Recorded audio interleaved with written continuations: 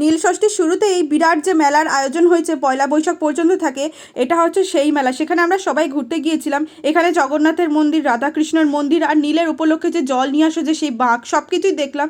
খুব সুন্দর ছিল, মন্দিরগুলো ভীষণ বড় বড় ছিল। তারপর এখানে যে বিরাট মেলার আয়োজন হয় সেখানে তো ঢুকলাম।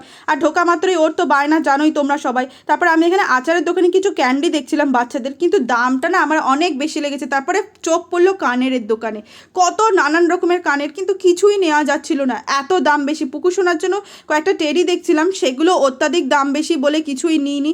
আর এই কানেরটা আমার ভীষণ পছন্দ হয়েছিল, ও বললো এত ভাইয়ের কানের পড়তে হবে না। এই বোতল কানেরগুলো দেখেছো, বেশ সুন্দর না? আমার তো খুব ভালো লেগেছে, নতুনত্ব। তারপরে যাচ্ছিলাম ব্যাগ দেখতে।